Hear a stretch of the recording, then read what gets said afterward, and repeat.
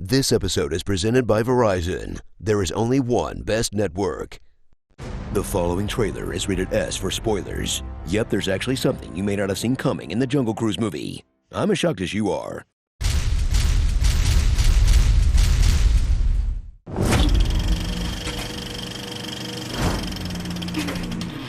You've seen The Rock make a jungle movie. You've seen The Rock make a movie where he teams up with a new friend to recover a shiny artifact. But have you seen The Rock make a jungle movie where he teams up with a new friend to recover a shiny artifact? Yes. Return the jewel to the Jaguar's eye. Twice. You're going to take me to Okata do Diabo. Now, get ready for the third Rock plus friend plus jungle plus shiny artifact retrieval adventure in Jungle Cruise. The Disneyland ride that's maybe 5% actual ride and 95% corny jokes is now an adventure movie that's maybe 5% actual adventure and 95% corny jokes. Ma'am, don't forget to collect your baggage. I'm only kidding. He's behind you. From some of Atlanta's most exotic green screen locales comes a boat trip crammed with more painfully awkward banter than the entertainment lineup on a budget carnival cruise, where the only thing tougher to escape than the ancient curses are the endless punchline-adjacent arguments. If I have to bring you back dead, it's $15,000. Why should I pay more dead? Dead, I'd have to carry. You should give up.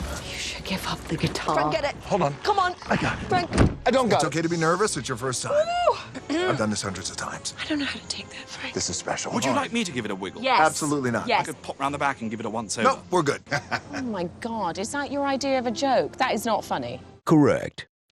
Meet Frank, a riverboat captain inspired by the HG&H in Humphrey Bogart's name. He's an actual colonizer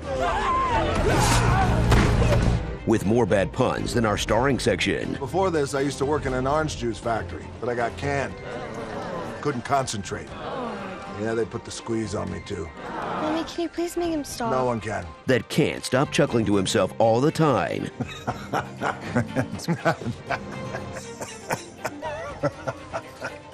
Sure, The Rock does it and it's charming, but if I keep giggling to myself in the produce section of Trader Joe's, suddenly it's concerning. Watch as The Rock really delivers on the physicality. Sort of nails the drama. What will happen to you? I get to make a choice. And I choose to rest. And speaks the tiniest amount of fourth grade Spanish, so we know he's from the area. Mi paloma, por favor. ¿Entendido? Buena niña. Now this is a man who can tell me where the biblioteca is. Lágrimas de cristal. But he finally gets to shine in a role he was destined to play. An actual Rock. Hope he didn't take the opportunity for granted. Do you think he was petrified before this scene? Or does he get enough stone-cold sleep often? When headstrong scientist Rachel Weisz from The Mummy, Lily Houghton, hires Frank for a trip down the river, the chemistry is undeniable between The Rock and his boat. The Rock and her gay brother. I had a girlfriend once. She was cross-eyed. Didn't work out. We could never see eye to eye. The Rock and his pet jaguar. You're the best cat I've ever had. The Rock and his child servant. Más rápido.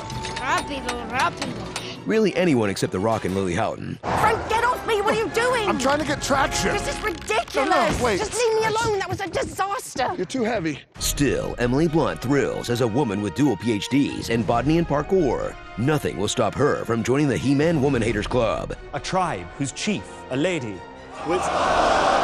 Not even if that means stealing an entire civilization's most prized natural resource and using it exclusively to help her new bestie with benefits. Wow, they really stick it to that indigenous tribe. The Imagineers are gonna have to shut this ride down for some retooling. Again. Is the dark history of European imperialism not fun enough for you? Then climb aboard for a supporting cast of cut-ups, featuring Jack Whitehall as Disney's 8th first live-action gay character, with a perfectly self-contained coming-out moment for easy Chinese censor removal. Paul Giamatti as the guy from the pizza boxes. Buongiorno, Frankie boy! And the main villain, Prince Jesse Plemons. He's not exactly a Nazi, but he's not exactly not, see? Dann nehme ich es selbst in die Hand. He's like if Werner Herzog was a fascist who took orders from a bee. The arrowhead? The arrowhead? Yes, show me where. Well, at least the movie doesn't feel the need to point out that it's funny that he's talking to a... You're taking orders from a bee. Hey, movies, please stop pointing out the funny thing. We get it. So if you like the first Pirates of the Caribbean film, Disney's hoping it's because you like movies where a boat captain and a headstrong tomboy lady clash. And then they run across some nasty Europeans who are actually immortal. So the captain pretends to die to save the others, but he turns out to be immortal too. And the headstrong tomboy lady ends up saving him in the end. Savvy. Starring Steamboat Silly, Between a Rock and His Hard Place, Waken Snake, Brotherhood of the Traveling Pants, Friday 9 Lights, It's me, Apollo Giamatti. A Tribe Called Test, and contractually obligated reminders that The Rock is swole. I wouldn't trust you as far as I could throw you, which clearly isn't very far because you are huge. Big, strong boy. Gosh, there's a lot of you, isn't there? Yeah, there is. Raiders of the Lost Bark. Seriously, it's great that this and Hobbs and Shaw are finally ending The Rock's iconic run of never getting action in his own action movies. But can some high school drama teacher step in and teach him to stage kiss? You can do it. Put your back into it. Will the real Slim Shady please stand up? My prickly toenails scratch my husband at night.